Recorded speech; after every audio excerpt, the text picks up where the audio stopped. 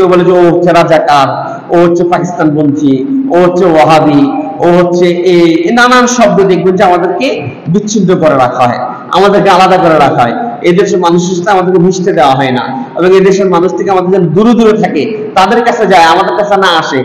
কারণ তাদের কাছে যদি যায় তাদের দল ভারী হবে, আর আমাদের কথা যদি শুনে মানুষ কোরআনের দিকে আসলে কোরআনের পক্ষের দল ভারী হবে। তারা কখনোই চায় না যে কোরআনের পক্ষের আওয়াজ গর্জে উঠুক। তারা চায় কোরআনের পক্ষের কথাগুলো শুধু মসজিদেই থাকুক, সংসদে কখনো আলোচিত না হোক। এই জন্য তারা চায় গোটা দুনিয়ায় সমস্ত মুসলমানরা শুধুমাত্র টয়লেটে যাওয়ার দোয়া শিখুক, এতে কোনো সমস্যা নাই। মসজিদে ঢোকার দোয়া শিখুক, এতে কোনো সমস্যা নাই। ঘরে ঢোকার দোয়া শিখুক, এতে কোনো সমস্যা নাই।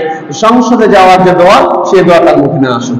সে চায় আমরা সবাই মসজিদ ভিত্তিক একটা ধর্ম পালন করি, যে ধর্ম শুধু শুক্রবারে 1 ঘন্টার জন্য, যে ধর্ম রাজধানী থেকে শুরু করে সংসদ পর্যন্ত চালাতে পারে, এমন ধর্ম তারা চায় না। কারণ ঈসা আলাইহিস সালামের অলৌকিক মুজিজাকে সে গোটা সমাজের মানুষের কাছে জাদু হিসেবে প্রতিষ্ঠিত করেছিল। ইন্না হাযা লাসাহিরুন আলীম, এই মুসা একটা জাদুকর, তার কাছে তোমরা যেও না। অন্যদিকে জাতির মানুষের ভয়ে পঙ্গু করে দিল এই বলে যে মুসা আলাইহিস সালাম নাকি তাদের ধর্ম এবং সংস্কৃতি ধ্বংস করতে এসেছে। ইন্নী আখাফু আন ইউবাদদিলা দীনাকুম আন ইউযহিরা ফিল আরদিল ফাসাদা। মুসা আলাইহিস সালাতু ওয়াস সালামের ক্ষেত্রে তার জাতিকে সে বলল, আমি আশঙ্কা করি, আমার মনে হয় সে তোমাদের ধর্ম পরিবর্তন করবে, সমাজে বিশৃঙ্খলা তৈরি করবে, তার থেকে তোমরা দূরে সরে থাকো। এইসব অপবাদ, চরিত্র হরণ, নিপীড়ন সবকিছুর উদ্দেশ্য ছিল জনগণ থেকে মুসা আলাইহিস সালাতু ওয়াস সালামকে বিচ্ছিন্ন করা এবং তাকে আলাদা করে রাখা। আল্লাহ সুবহানাহু ওয়া তাআলা ফিরআউনের পরিকল্পনার উপর আরেক পরিকল্পনা করেন। ফিরআউন চেয়েছিল মুসাকে শেষ করে দিতে, তা আল্লাহ চেয়েছিলেন ইতিহাসের পাতা মুসার পক্ষে জয়ী করে তুলতে। সেই পরিকল্পনার ফলে আল্লাহ সুবহানাহু ওয়া তাআলা মুসা আলাইহিস সালামকে অক্ষত রাখলেন এবং ফিরআউনের সমস্ত রাজত্বকে বিচ্ছিন্ন করে দিয়ে, তসতস করে দিয়ে মুসা আলাইহিস সালামের গলায় বিজয়ের মালা পরিয়ে দিলেন। ওয়াকাযালিকা জাআলনা লিকুল্লি নাবিয়্যিন আদুওয়াম মিনাল মুজরিমিন ওয়া কাফা বিরাব্বিকা হাদিয়া ওয়া নাসীরা। আল্লাহ সুবহানাহু ওয়া তাআলা বলছেন, আমি প্রত্যেক নবীর জন্য তার সমাজ থেকে, তার অপরাধ, সেই সমাজের অপরাধীদের থেকে নবীর জন্য আমি শত্রু সৃষ্টি করেছি, এবং সেই শত্রুকে রক্ষার জন্য যে কবচ, সেই দায়িত্ব আমি আল্লাহ সুবহানাহু ওয়া তাআলা নিয়েছি। হুজুর সাল্লাল্লাহু আলাইহি সাল্লামকে আমরা বলি আমা আরসালনাকা ইল্লা রাহমাতাল লিল আলামিন, সারা দুনিয়ার সমস্ত মানুষের জন্য রহমত, অথচ তাকে পর্যন্ত তার সমাজ বলছে সাহির, তার সমাজ বলছে জাদুকর, তার সমাজ বলছে মজনুন। তারপরে কোরআনুল কারীমের আয়াত ويقولون يا أيها الذي نزل عليه الذكر إنك لمجنون। কোরআনুল কারীম আল্লাহ সুবহানাহু ওয়া তাআলা এই কথা উল্লেখ করে দিয়েছেন। আজকের দুনিয়া আমরা হাসি যে আচ্ছা, উন্মাদ মানুষ কখনো এমন সভ্যতা গড়ে তুলতে পারে যে সভ্যতা একজন ওমর, যিনি ছিলেন দুনিয়ার শ্রেষ্ঠ সন্ত্রাস, সেই ওমর রাদিয়াল্লাহু তাআলা আনহুকে রাসূল সাল্লাল্লাহু আলাইহি ওয়াসাল্লাম তার আদরের, তার হিদায়াতের আলোয় একেবারে এমন আলোকিত করেছেন যে কিয়ামত পর্যন্ত যত মানুষ এই দুনিয়ায় আসবে সমস্ত মুসলমান ওমর রাদিয়াল্লাহু তাআলার নামে শেষ বলবে রাদিয়াল্লাহু তাআলা আনহু ওয়া রাদু আন। কোরআনের আয়াত তাদেরকে সার্টিফাইড করেছে। আল্লাহ সুবহানাহু ওয়া তাআলা এমন মানুষকেও জাদুকর শব্দ শুনতে হয়েছে, এমন মানুষকেও মাজনুন শব্দ শুনতে হয়েছে, এমন মানুষকেও তায়েফের ময়দানে পাথর আঘাত সহ্য করতে হয়েছে। আজকের বাংলাদেশে একই অবস্থা। যখন আমরা বাংলাদেশ ভারত থেকে আমরা আলাদা হয়ে গেলাম পাকিস্তান, সেই সময় আমাদেরকে বলা হতো পাকিস্তানপন্থী। স্বাধীনতার পরে আমরা শুনলাম আমরা পাকিস্তানপন্থী, তারপরে আমরা রাজাকার, তারপরে শেখ হাসিনার আমলে আমাদেরকে বলা হতো জঙ্গি, তারপরে রাজাকারের কত ধরনের ট্যাগ আমরা যে শুনেছি এর কোনো শেষ নাই। এই একই ট্যাগগুলো সমস্ত নবীদের ক্ষেত্রেও ছিল, নবীরাও এই ট্যাগগুলো হজম করেছেন। সিংহ কখনো হরিণের গুঞ্জনে থেমে যায় না। যারা হক বলবে তাদের প্রতি হামলা হবে, তারা ভয়হীন। সমস্ত নবীদের ক্ষেত্রে এমনই হয়েছিল। স্কুল, কলেজ এবং বাংলাদেশের নাটক সিনেমায় দাড়ি, টুপি, জুব্বা হুজুরদেরকে এমন ভাবে চিত্রায়ন করা হয় যে হুজুররা হচ্ছে একেবারে নিম্ন শ্রেণীর মানুষ। তারা স্বাধীনতার বিরুদ্ধে লোক ছিল, তারা দেশ বিরোধী লোক ছিল, তারা পাকিস্তানের পক্ষে, বাংলাদেশের বিপক্ষে, বাংলাদেশের স্বাধীনতা তারা চায় না। এইরকম নানান আমাদেরকে ট্যাগ দিয়ে তারা চেয়েছিল যে বাংলাদেশ থেকে, আমাদের সাধারণ মানুষ থেকে বিচ্ছিন্ন করে দেওয়ার জন্য। যেমন হযরত মুহাম্মদ মুস্তাফা সাল্লাল্লাহু আলাইহি সাল্লাম তার সমাজে দাওয়াত দিতে গিয়েছেন, সেই সমাজ বলছে এটা জাদুকর, ওর ধারে কাছে যেও না। সমাজের মানুষ থেকে বিচ্ছিন্ন করার চেষ্টা করা হয়েছে, কারণ জানতো সেই সমাজের নেতারা যে মুহাম্মদ সাল্লাল্লাহু আলাইহি সাল্লামের কাছে যদি মানুষ যাওয়া শুরু করে, তার কাছে যদি আসা যাওয়া শুরু করে, তার সাথে যদি নেশা শুরু করে, সে যদি নেতা হয়ে যায়, আমাদের নেতৃত্ব থাকবে না। এই জন্য ওই সমাজের নেতা যারা ছিলেন তারা সবসময় চাইতেন মুহাম্মদ সাল্লাল্লাহু আলাইহি সাল্লামকে জাদুকর, পাগল, নানান ট্যাগ দিয়ে মানুষ যেন তার কাছে না যায়।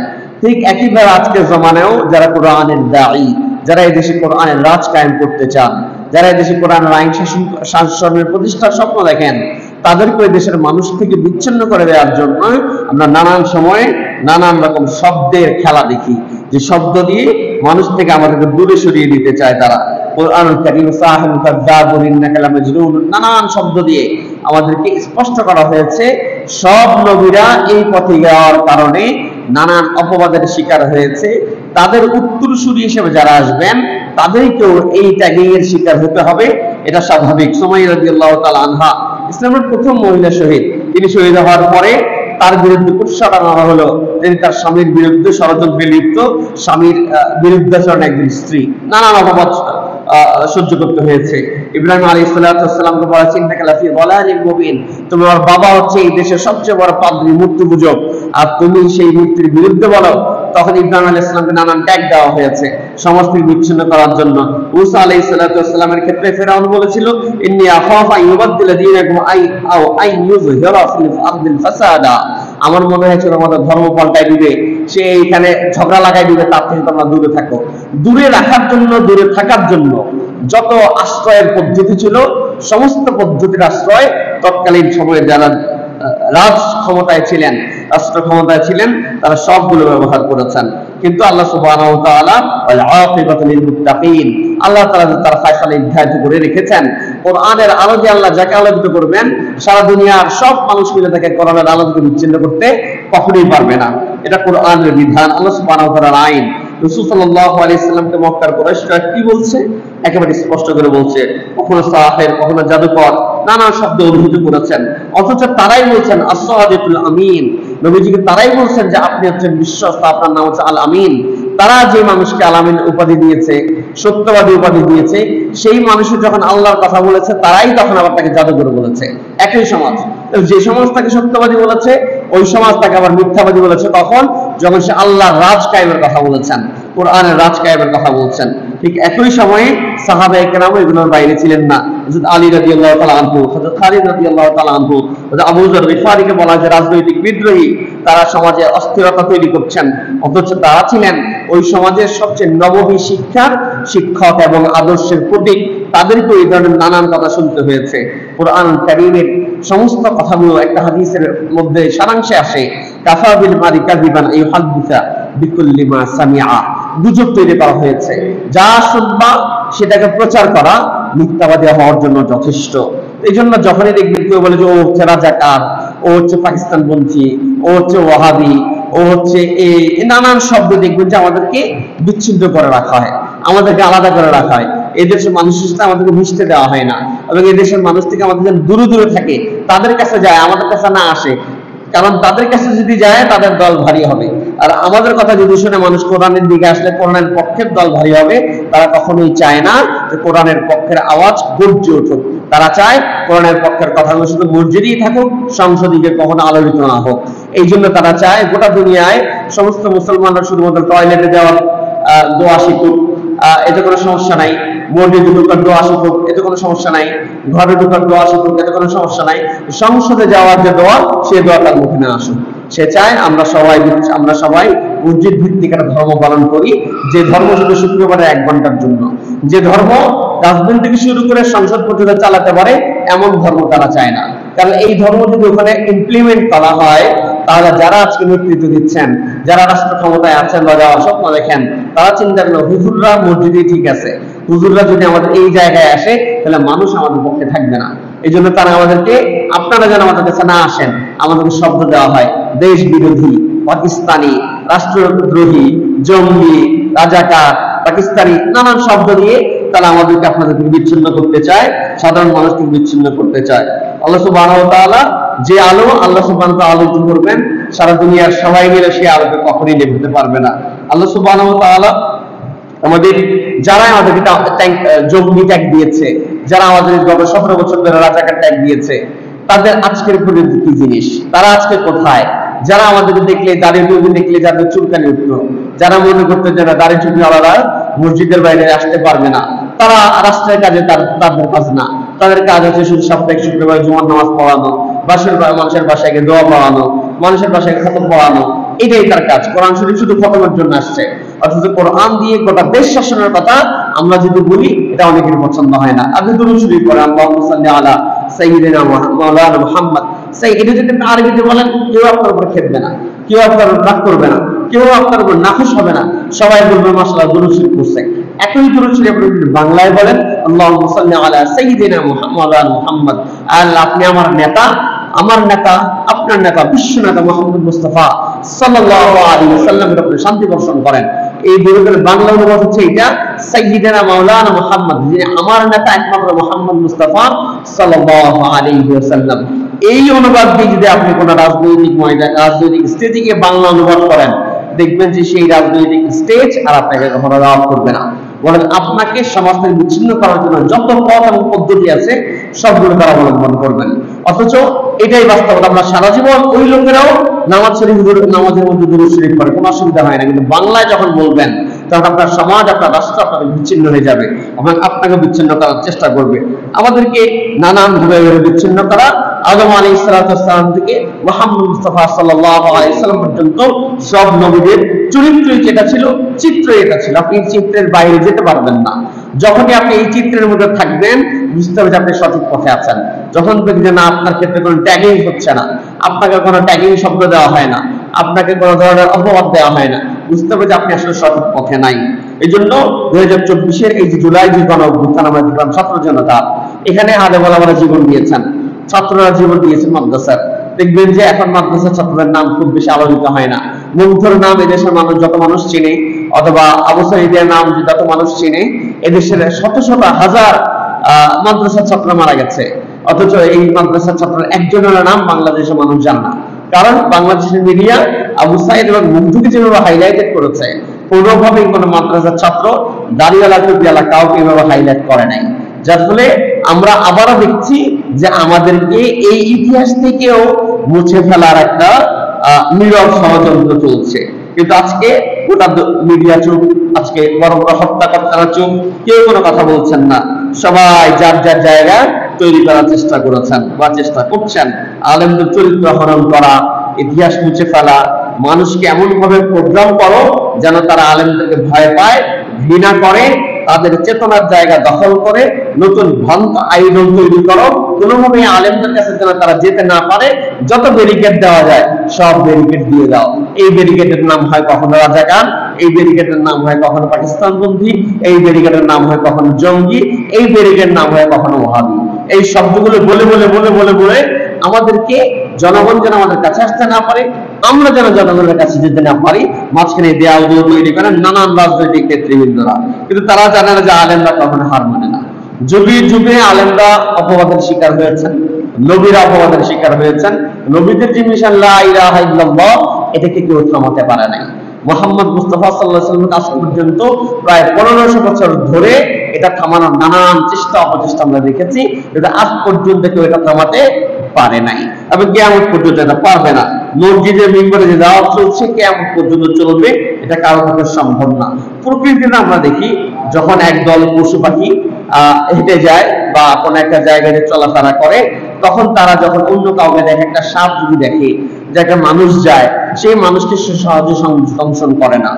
সাপ যখন মনে করে যে না, এটা আমার জন্য হুমকি হতে পারে, এ আমাকে মারতে পারে, সাপ ঠিক তখন এই মানুষকে দংশন করে। যদি ওই মানুষ কিছুই না করে, তার হাতে লাঠি না থাকুক, তবুও সাপ তাকে ছাপ দেয় না।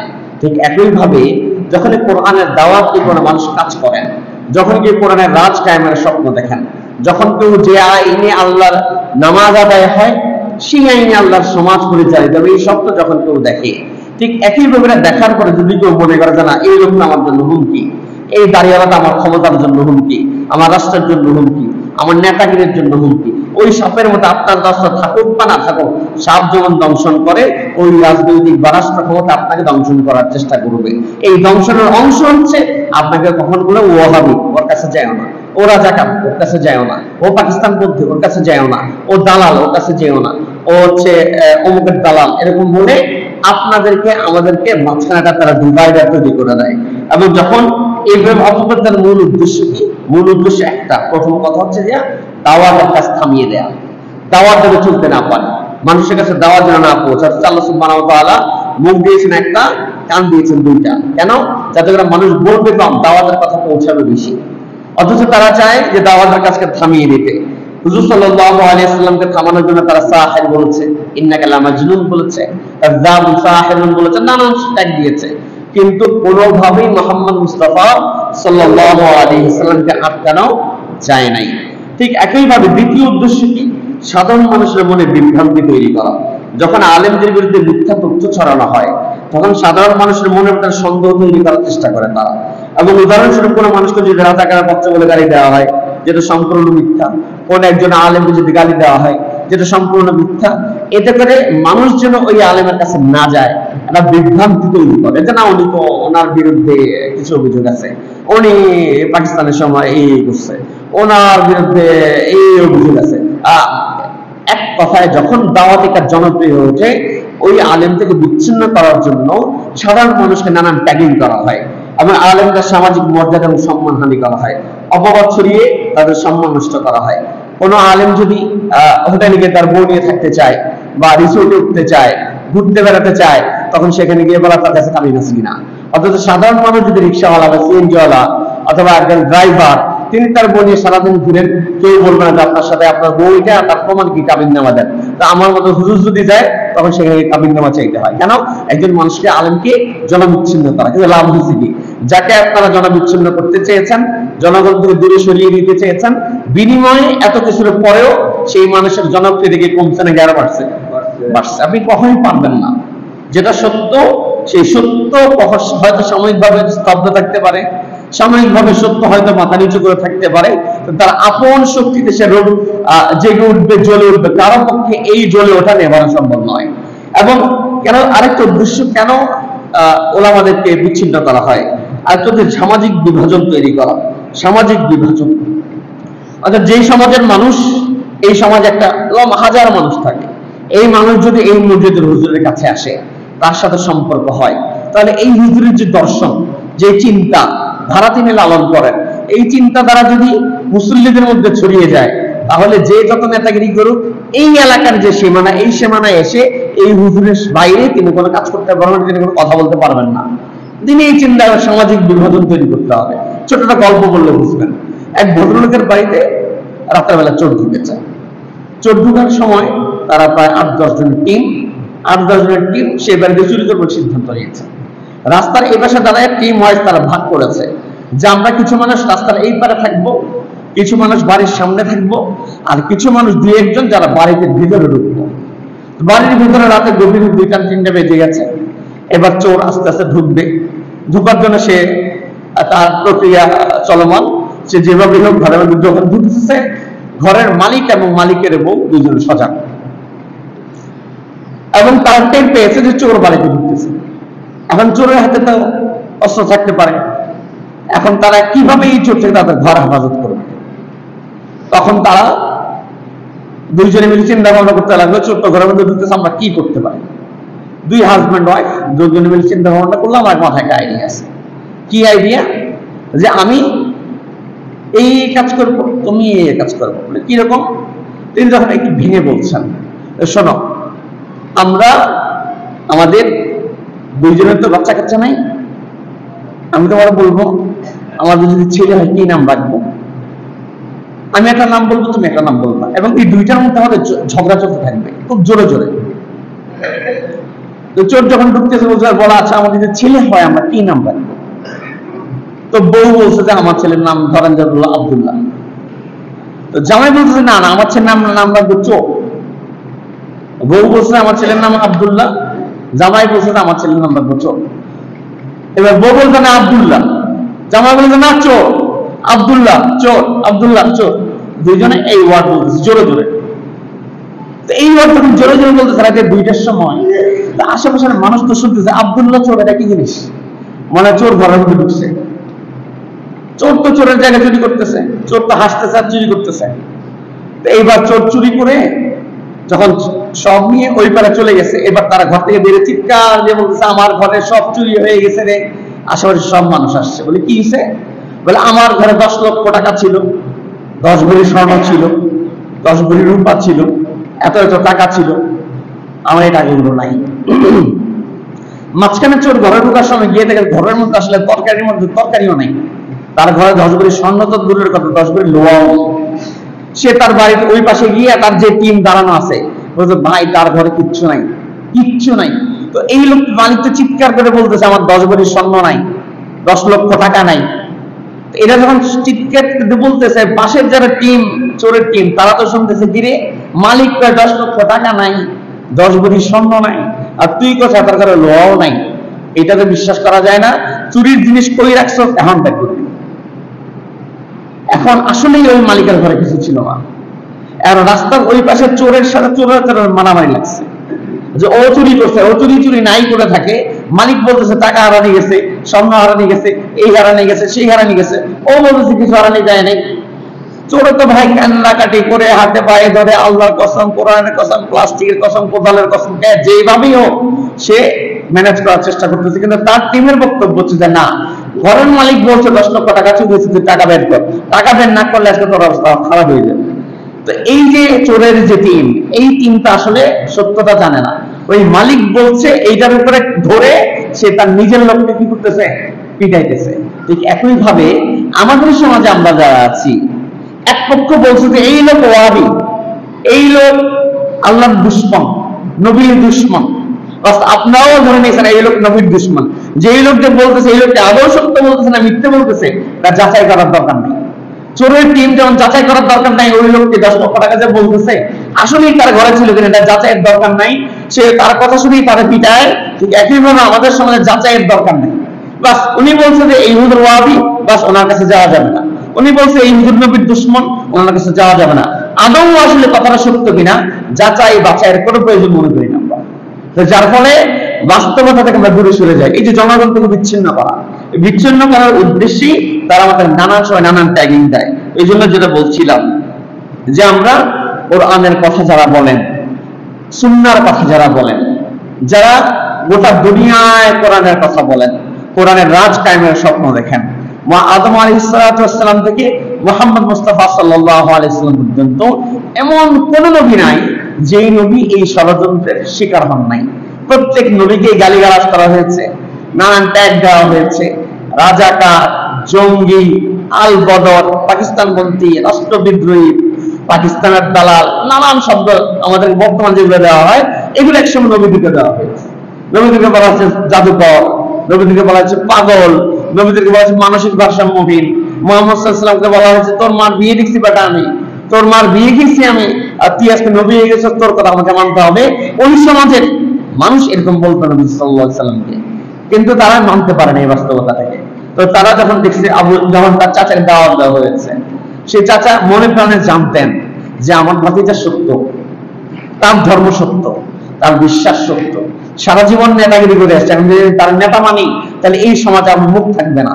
শুধুমাত্র নেতৃত্বের লোভে, নেতাগিরির যে পদ, সভাপতির যে পদ, সেক্রেটারির যে পদ, সাংগঠনিকের যে পদ, এই পদ হারায় যাবে। সারা জীবন সভাপতিগিরি করে আসছি, শেষ বয়সে এসে যদি আমি আমার ছেলের বয়সে ছেলেদের সভাপতি মানি, আমার তো মানিজ্য থাকবে না। এই চিন্তা করে মুহাম্মদ সাল্লাল্লাহু আলাইহি ওয়াসাল্লাম তার আপন চাচা ধর্মকে কবুল করেন নাই। এটা হচ্ছে বাস্তবতা। অনেকেই মনে করেন হুজুরকে যদি আমরা এই ট্যাগ গুলো না দেই, হুজুর যদি নেতা হয়ে যায় তাহলে তো আমাদের আপনার জায়গা থাকবে না। এই জন্য নবীদের উত্তরসূরি হিসেবে ওলামাদের নানান সময় নানান ট্যাগ আমরা শুনতে পাই, একদম নানান ট্যাগ আমরা শুনতে পাই। যখন আমরা মসজিদ মাদ্রাসা থাকবো সুবহানাল্লাহ আলহামদুলিল্লাহ করবো, দেখবেন যে আমাদের কোনো শত্রু নাই, কোনো শত্রু নাই। যখন আমরা বলবো যে না, যেই সমাজ যে নামাজ আল্লাহর আইনে চলে সে সমাজ আল্লাহর আইনে চলবে, এটা বলা আমাদের দেখবেন যে আমার বিরুদ্ধে অনেক শত্রু দাঁড়ায় যাবেন, অনেক লোক দাঁড়ায় যাবেন। এই জন্য আমরা যারা মুসল্লি হিসেবে আমাদের কাছে আমাদের কি দাবি, মুসল্লি হিসেবে যারা এখানে আছেন, যারা কথা শুনছেন, আপনাদের প্রতি আমাদের দাবি কি এক, ইন জাআকুম ফাসিকুন বিনাবাইন ফাতাবায়ানু। কোরআনুল কারীমের প্রথম দায়িত্ব মুসল্লিদের, যখনই আপনার কাছে কোনো খবর আসে যে এই হুজুর হচ্ছে ওয়াহাবি, এই হুজুর হচ্ছে সমাজ বিরোধী, এই হুজুর হচ্ছে পাকিস্তানের দালাল, এটা শোনার পরে তোমার প্রথম কাজ কি, এই খবরটাকে যাচাই করো। যেই হুজুরের জন্মই হয় নাই স্বাধীনতা কালে, স্বাধীনতা উত্তর পরবর্তী সময় যার জন্ম হয়েছে তিনি কিভাবে রাজাকার হয়, এই প্রশ্ন আপনাকে তুলতে হবে। এবং আপনি যখন বলছেন যে উনি ওয়াহাবি, উনি ওয়াহাবি কি জিনিস, এটাকে হাত দিয়ে খায় না ভাত দিয়ে খায়, এটা আপনাকে যাচাই করতে হবে। উনি যে ওনারা বললেন যে উনি ওয়াহাবি, উনি নবীর দুশমন। আচ্ছা, আপনি এবার সুন্নত মিলান, যার মাঝে নবীর আদর্শ এবং সুন্নত বেশি তিনি আল্লাহর পক্ষের লোক, রাসূলের পক্ষের লোক। আর যার মাঝে সুন্নতের কিছু নাই তিনি হচ্ছে রাসূলের বিপক্ষের লোক, তিনি রাসূলকে ভালোবাসতে পারেন না। আপনি আপনার জ্ঞান, আপনার বুদ্ধি বিবেক দিয়ে যাচাই করেন। নবী সাল্লাল্লাহু আলাইহি ওয়াসাল্লামকে শাহবাগের সময় নবীজিকে অপমান করা হলো, ওই সময় ব্লগাররা আয়েশা রাদিয়াল্লাহু তাআলা আনহাকে নানান বাজে কথা লিখলো। এটার বিরুদ্ধে বাংলাদেশে তো হুজুরদের শেষ ছিল না, লক্ষ কোটি হুজুর ছিল। শুধুমাত্র হারাজের মাদ্রাসার নেতৃত্বে সারা বাংলাদেশের কমই কিছু হুজুর সাতটা চত্বরে গিয়ে রাত্রেবেলা জীবন দিল। দাবি কি ছিল? নবী কারীম সাল্লাল্লাহু আলাইহি ওয়াসাল্লামকে যদি কেউ অপমান করে তার ফাঁসি চাই, এই একটাই দাবি ছিল। তো নবীজিকে ভালোবাসি, নবীজির আশিক, আপনি কাকে নবীর দুশমন বলছেন? যে লোক শাপলা চত্বরে গিয়ে নবীজিকে অপমান করলে ফাঁসি চাই, এটা কোন দিকে জীবন দিছে, আপনি তারে বলতেছেন নবীর দুশমন। আপনার নিজের থেকে না, আপনার হুজুর আপনাকে শিখাই দিছে এটা নবীর দুশমন, এটা ওয়াহাবি, তোমরা এর থেকে দূরে থাকো। অথচ এই লোকটা জীবন দিছে, এটা আপনার চোখে লাগে। এই জন্য আমাদের বিবেক বোধ কাজ করা দরকার। এরপর আমাদের দায়িত্ব, দ্বিতীয় যে দায়িত্ব, সেটা হচ্ছে যে এটা আমরা আমাদের সময়ে আমরা দেখি অনেক ওলামা আছেন যাদের নানান ট্যাগ দেওয়া হয়েছে, অনেক এই দেশের অনেক বড় বড় পীর সাহেব আছেন যাদেরকে রাজাকার ট্যাগ দেওয়া হয়েছে। অথচ ওই পীর সাহেবের মাদ্রাসায় ৭১-এর মুক্তিযোদ্ধারা আশ্রয় নিয়েছেন, খাবার খেয়েছেন, ২৪ ঘন্টা এখানে অবস্থান করেছেন, সেখানে সব প্ল্যান করেছেন। আজকে এত বছর পরে এসে শুনতে হয় ওই পীর সাহেব রাজাকার ছিলেন। এই জন্য এটা শোনার পর আপনার কাছে কি, উনি রাজাকার ছিল, কে উনি কইছে? কইছে কাউয়া নিয়ে, শুনছে মানে লেগুয়া নিয়ে। আপনি যাচাই বাছাই করার দরকার নেই, এইটাই আমাদের মৌলিক সমস্যা। দ্বিতীয় খবর হচ্ছে যে, দ্বিতীয় দায়িত্ব যে এটা, কেউ একটা আন্দাজের উপরে কারো উপর, আপনার দলের লোক হইলে হাজার অন্যায় করলে এটা ভালো, আমার দলের লোক। আর আপনার দলের যদি না হয়, তিনি একটু মিস্টেক করলে, পান থেকে চুন খুসলে তারে একেবারে সালফ এক্সেল দিয়ে, ডিটারজেন্ট দিয়ে একেবারে ঘষে মাজা করে পরিষ্কার একেবারে গুনাহগার বানায় তারা জাহান্নামী বানায় দিতে হবে। এটা হচ্ছে আমাদের একটা টেন্ডেন্সি। আমার দলের লোক না, তার জাহান্নামী পথে দিতে হবে যে কোনো ভাবেই। এই টেন্ডেন্সি থেকে বের হয়ে আসতে হবে। রাসূল সাল্লাল্লাহু আলাইহি ওয়াসাল্লাম বলেছেন, লাইসা মিন্না মান লাম ইয়াকির কাবীরানা ওয়া ইয়ারিফ লিআলিমিনা হাক্কাহু। যে ব্যক্তি আমার উম্মতের মধ্যে আলেমদের হক আদায় করে না, আলেমদেরকে সম্মান করেন না, হাসরের ময়দানে আল্লাহ সুবহানাহু ওয়া তাআলার কাছে ওই ব্যক্তি নিজেকে এই নবীর উম্মত আমি দাবি করতে পারবো না। এইজন্য উলামাদেরকে সম্মান করা। এবার সত্য আলেম, সবাই দাড়িওয়ালা টুপিওয়ালা মানেই যে একেবারে ফেরেশতা আল্লাহর এটা বলার সুযোগ নাই। এই দেশের দাড়িওয়ালা টুপিওয়ালা অনেক ভদ্রলোক আছেন যারা ইয়াবা বিক্রি করে খান। জেলখানায় দেখবেন যে ইয়াবার মামলার বহুত আসামি আছে, আমার মতে দাড়িওয়ালা টুপিওয়ালা জুব্বাওয়ালা। জুব্বাওয়ালা মানেই যে আল্লাহর ওলি, বিষয়টা এমন নয়। আবার কেউ ক্লিন শেভ থাকলেই যে তিনি খারাপ, বিষয়টা এমন নয়। খারাপ এবং ভালো এটা অন্তরের বিষয়, তাকওয়া। কার ভিতরে কতটুকু তাকওয়া আছে এটা আল্লাহ সুবহানাহু ওয়া তাআলা লেবার দিয়ে বিচার করবেন না। কার দাড়ি কতটুকু লম্বা আল্লাহ এটা দিয়ে বিচার করবেন না। অবশ্যই দাড়ি যদি লম্বা হয় এটা তাকওয়ার একটা প্রদর্শন, তাকওয়ার প্রতীক। কিন্তু আল্লাহ সুবহানাহু ওয়া তাআলা অবশ্যই মানুষের মনের যে তাকওয়া, এটা দিয়ে মানুষকে জাস্টিফাই করবেন। এই জন্য আমরা যারা এখানে আছি, আমাদের এটা বুঝতে হবে, আমরা আমাদের একটা জায়গা আছে যে দাড়ি টুপিওয়ালা দেখলে আমরা মনে করি যে এই লোক হচ্ছে হুজুর, এই লোক আপনার মসজিদের ইমাম, খতিব, মুয়াজ্জিন যে সম্মান পাবে উনিও সেই সম্মান পাবে না। ভাই, আপনি আজকে এখান থেকে যাওয়ার পরে যারা সুভাষ দত্তকে চিনেন অথবা চিনেন না, তারা গুগলে সার্চ করবেন। সুভাষ দত্ত নামে এক ভদ্রলোক ছিল বাংলাদেশে, চলচ্চিত্র বানাইতো, ছবি বানাইতো, ছবি যেটা সিনেমা হলে চলে, সিনেমা বানাইতো। তিনি, তার ছবি আপনি একটা ছবিও পাবেন না, আপনি যদি 100 ছবি বের করেন, তিনি মারা গেছেন, 1000 ছবিও যদি বের করেন, 1000 ছবিতে দেখবেন তার মাথায় টুপি আছে, তার মুখে অনেক বড় বড় দাড়ি, এত বড় দাড়ি, এবং তিনি জুব্বা পরতেন, গলায় একটা তাসবিহ থাকতো, মাঝে মধ্যে হাতেও তাসবিহ থাকতো। আপনি এটা দেখলে বোঝার কোনো উপায় নাই, আপনি বুঝবেন যে হয় মাদ্রাসার কোনো হুজুর অথবা কোনো মসজিদের ইমাম অথবা কোনো পীর, দরবারের বড় পীর, অথচ তিনি একজন হিন্দু, আগাগোড়া একজন হিন্দু। সারা জীবন তিনি জুব্বা পরেছেন, মাথায় টুপি দিয়েছেন, তারপরে দাড়ি রেখেছেন, গলায় তাসবিহ পড়েছেন, হাতে তাসবিহ রেখেছেন। এখন দাড়ি টুপি জুব্বাওয়ালা হইলেই যদি আল্লাহ মাফ করে দেয়, তাহলে তো সুভাষ দত্ত হিন্দু হওয়ার পর আল্লাহ তাআলা মাফ করে দিবেন। এই জন্য আপনি হয়তো দাড়ি টুপি, আপনার তরিকার টুপি আছে কিনা, আপনার দলের লোক কিনা, অথবা আপনার দলের এসে ভোট দেয় কিনা, আপনি চিন্তা করবেন। হাসরের ময়দানে আল্লাহ বিচার করার সময় কখনোই চিন্তা করবেন না যে আপনি কোন দলের লোক ছিলেন, কোন তরিকার হুজুর ছিলেন, কোন পীরের মুরিদ ছিলেন, আপনার মার্কা কি ছিল, আপনার ঈমান লা ইলাহা ইল্লাল্লাহর জায়গায় অবিচল ছিলাম কিনা, আমি আল্লাহ তাআলা আমাকে এই বিচার করবেন। আমার মার্কা কি ছিল, আমার তরিকা কি ছিল, আমার পীর কি ছিল, আমার দল কি ছিল, আমি কোন দলের সদস্য ছিলাম, কোন পীরের মুরিদ ছিলাম, এটা আল্লাহ তাআলা বাস বিচার করবেন না। এই জন্য ওলামাদেরকে সম্মান করা, যেই দলের লোকেরা আপনি আলেমদেরকে সম্মান করেন।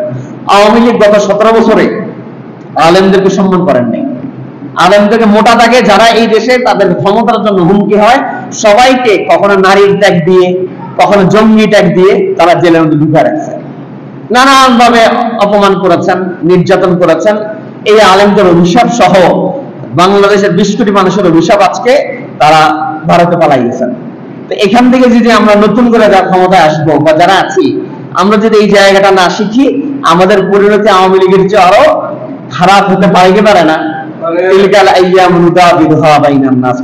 আল্লাহ বলছে যে এটার সারাংশ হচ্ছে এইটা, আজকের ইতিহাস যতটা ভয়ঙ্কর, পরবর্তীতে যারা আসবে তাদের ইতিহাস তাদের চেয়ে আরো ভয়ঙ্কর হবে। এই জন্য ওলামাদেরকে অসম্মান করা বা মাদ্রাসার হুজুরকে অসম্মান করা, ছোট নজরে দেখা, এই টেন্ডেন্সি থেকে বের হয়ে আসেন। খলিফা হারুনুর রশিদ তার দরবারে বসা অবস্থায় একজন হুজুর ছিলেন, মজার হুজুর ছিলেন। এই হুজুরকে জিজ্ঞাসা করলেন, হুজুর আপনি তো মোল্লা মানুষ, আপনি বলেন মোল্লা কারে কয়? এটা আপনার তো অনেকবার শোনাইছেন, আজকের ঘটনার সাথে প্রাসঙ্গিক, সেজন্য আবার বলছি, মোল্লা কিসকো कहती है। তো এটা যিনি হুজুর ছিলেন তার ইগোটা লাগছে যে আমি একজন হুজুর মানুষ, আপনি আমাকে সবার সামনে এরকম মোল্লা বললেন, বা জঙ্গি অথবা রাজাকার, আল বদর এরকম বললে তো গায়ে লাগার কথা না। তো একটু নানান ভাবে ট্যাগ দিয়েছেন, মোল্লা বলছেন। তো তখন হযরত দারুল জওয়াব মোল্লা জিয়ন রহমাতুল্লাহ আলাইহি, ওই হুজুরের নাম ছিল মোল্লা জিয়ন রহমাতুল্লাহ আলাইহি। তো মোল্লা জিয়ন রহমাতুল্লাহ আলাইহি বলছে যে হুজুর মোল্লা ইসকো कहती है। তো এটা যখন দেখে মানুষ বুড়া আঙ্গুল, তো এটা তো খারাপ জিনিস, এরকম যখন দেখেন খারাপ জিনিস। তো রাজুর দরবারের ওই সময় যিনি খলিফা ছিলেন সবার সামনে মাথা নিচু লজ্জায় যে আপনি একজন বড় আলেম, এই জামানা, আমি না হয় আম মানুষ হিসেবে আপনাকে জঙ্গি বলছি আর কি, আমি নাইলে আপনাকে রাজাকার বলছি আর কি, আমি আপনাকে আল বদর বলছি, আপনি আমরা যেটা করলেন এটা তো আশা করি নাই। হুজুর আমি তো আপনাকে খারাপ কিছু বলি নাই, আমি তো আপনাকে ভালো কিছু বলছি না, এটা তো আমাদের সমাজে খারাপ, এটা দেখেন মানে আপনি আমাকে খুব তাচ্ছিল্য করেছেন, এটা তো লজ্জাজনক। তখন হুজুর ব্যাখ্যা দিয়েছেন, হুজুর আমি ব্যাখ্যা দিলে আপনার খারাপ লাগবে, আপনি ব্যাখ্যাটা শোনেন। কি? আপনি এই আঙ্গুল দিয়ে যখন আপনি গ্লাস ধরবেন, এই আঙ্গুল ছাড়া গ্লাস ধরতে পারবেন না, কষ্ট হবে আপনার। এই আঙ্গুল বেশি কাজ করে না, সবচেয়ে বেশি কাজ করে এই 4 আঙ্গুলি, আর এই আঙ্গুলে কোনো কাজ করে না, শুধু এটা সাপোর্ট দেয়। 4 আঙ্গুলি কি করে বেশি বলেন? কাজ করে, কি করে? আর এই আঙ্গুল কাজ করে না, শুধু কি দেয়? সাপোর্ট দেয়। আপনি যখন গ্লাস ধরবেন এই 4 আঙ্গুলি ধরে, কিন্তু এই আঙ্গুলিকে সাপোর্ট দেয়। আপনি যদি কাউকে থাপ্পড় দিতে চান, এই 4 আঙ্গুলি দিয়ে আপনি মজা পাবেন না, এই আঙ্গুল যদি সাথে না থাকে। ঠিক একইভাবে যদি কাউকে আপনি ঘুষি দিতে চান, এই আঙ্গুল যদি না থাকে, এই 4 আঙ্গুল দিয়ে আপনি মন মতো ঘুষি দিতে পারবেন না। 4 আঙ্গুল সবাই মিলে যা শক্তি হয়, এই আঙ্গুল যদি সাপোর্ট না দেয়, 4 আঙ্গুল ভারসাম্যপূর্ণ কাজ করতে পারে না। ঠিক একইভাবে কোন একটা সমাজে এই 4 আঙ্গুল যখন কাজ করে, সেই 4 আঙ্গুল কখনোই পরিপূর্ণ ভারসাম্য নিয়ে কাজ করতে পারে না। এই আঙ্গুলের সাহায্য ছাড়া কোন একটা সমাজে যতই ক্ষমতা থাকুক, ওই সমাজে রাষ্ট্রপ্রধান, নেতা, কর্মী, সৈন্য সামন্ত যাই থাকুক, সবাই মিলে পরিপূর্ণ ভারসাম্য ভাবে কাজ করতে পারে না যদি আলেমদের সাপোর্টের সাহায্য না থাকে। এটা যে বাস্তবতা, যে এই আঙ্গুল ছাড়া যখন 4 আঙ্গুল অচল হয়ে যায়, আলেম ছাড়া কোন একটা সমাজ, কোন একটা দেশ ভারসাম্যহীন হয়ে যায়। এটা যে বাস্তবতা। অনেক আগে দারুল দেওবন্দের এখন বেঁচে আছেন আল্লামা আরশাদ মাদানী, তিনি একবার জামিয়া সফরে গিয়েছেন। জামিয়া সফরে যাওয়ার পর আসর নামাজের সময় হয়েছে। আসর নামাজের সময় হওয়ার পরে তিনি নামাজ পড়েছেন রাস্তার পাশে দাঁড়ায়। আসর নামাজ পড়ার পরে তিনি যখন নামাজে দাঁড়িয়েছেন, দাঁড়ানোর পরে প্রায় 70 বর্ষীয় এক মহিলা, বৃদ্ধা মহিলা, আরশাদ মাদানীর পাঞ্জাবির কোনা টেনে ধরছে, আপনি দাঁড়ান, গাড়িতে ওঠার আগে আমার প্রশ্নের জবাব দেন। কি প্রশ্ন? আপনি যে এইরকম করলেন, এটা কি জিনিস, এটার মানে কি? তিনি বলছেন যে এটা হচ্ছে আমরা মুসলমান, আমাদের নামাজের পদ্ধতি এটা, আমরা এইভাবে আল্লাহর ইবাদত করি। আরশাদ মাদানীর সফরনামা, এটা বাংলায় পাওয়া যায়, তিনি সেখানে উল্লেখ করেছেন। তিনি সেখানে এটা বলেছেন যে পাঞ্জাবি টেনে ধরে এই মহিলা আমাকে দাঁড় করাইছে, আপনি যে এরকম করলেন, এটার মানে কি? তখন তিনি বলছেন আমরা মুসলমান, আল্লাহর কাছে এইভাবে নামাজ পড়ি। ওই মহিলা বলছেন, যার বয়স প্রায় 100 বছর, 100 বছরের কাছাকাছি, তিনি বলছেন আমি আমার দাদা দাদিকে দেখছি এইভাবে নামাজ পড়তে। যেই মহিলা বলছে যে আমি যার বয়স 100 বছর, তিনি বলছেন আমার দাদা দাদিকে দেখছি আমি এইভাবে নামাজ পড়তাম। তার মানে এরপরে এই যে জেনারেশন এসেছে, ওই জেনারেশন নামাজ কালাম আল্লাহ কথা চিনে নাই। তো তিনি বলছেন ওই মহিলা যে তোমরা এতদিন কেন আমাদের এই দেশে আসো নাই?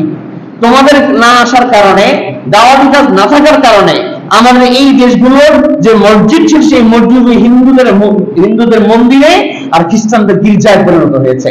হাসরের ময়দানে তোমাকে আমি আল্লাহর আদালত করা দিব, আল্লাহর আসামি বানাই দিব। আল্লামা সাদমালি এই ঘটনা হুজুরদের এক লাইনে সারাংশ এনেছেন।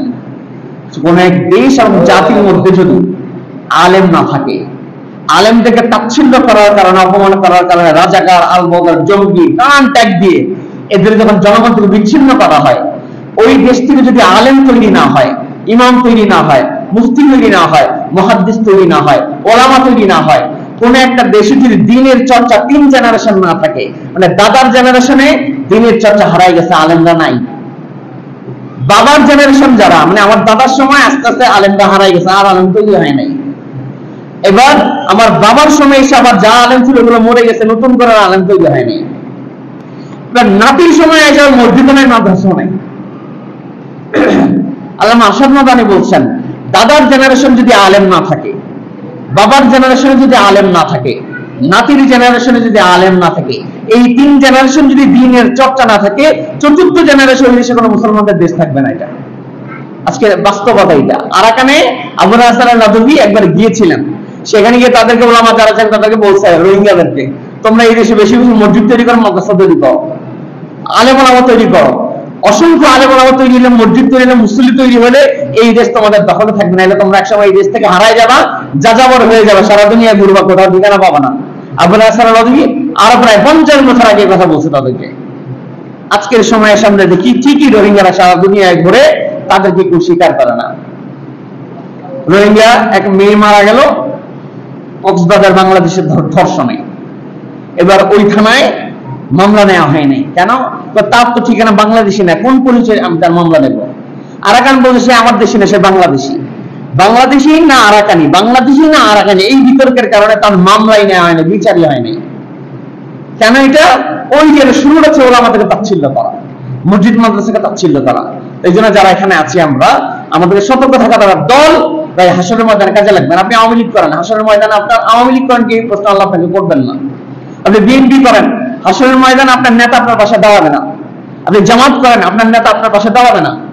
আপনাকে আপনার জবাব দিতে হবে, আপনাকে দ্বারা আপনার ইমানের জবাব দিতে হবে। আপনি আপনার দলের স্লোগান দিয়ে আরেক ওলামাকে আপনি তাচ্ছিল্য করেছেন। আপনি বিএনপি করেন, তাহলে আরেকজন আলেমকে তাচ্ছিল্য করেন। আপনি আওয়ামী লীগ করেন, যেন আমাকে জঙ্গি ট্যাগ দিলেন।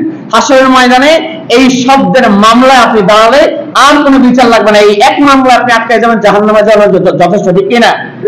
এই এক মামলায় আপনি আটকে যাবেন। দল আপনি আপনার মতো করে দল করেন, আপনি আপনার মতো রাজনীতি করেন, কিন্তু ইমানের জায়গায়, দ্বীনের জায়গায়, ইসলামের জায়গায় কখনোই কোনো পক্ষপাতিত্ব করা যাবে না। ইমানের জায়গায় একটাই কথা, লা ইলাহা ইল্লাল্লাহ মুহাম্মাদুর রাসূলুল্লাহ সাল্লাল্লাহু আলাইহি ওয়াসাল্লাম। আল্লাহ তাআলা আমাদের সকলকে ইমানের প্রবচন তৌফিক দান করেন, আমিন।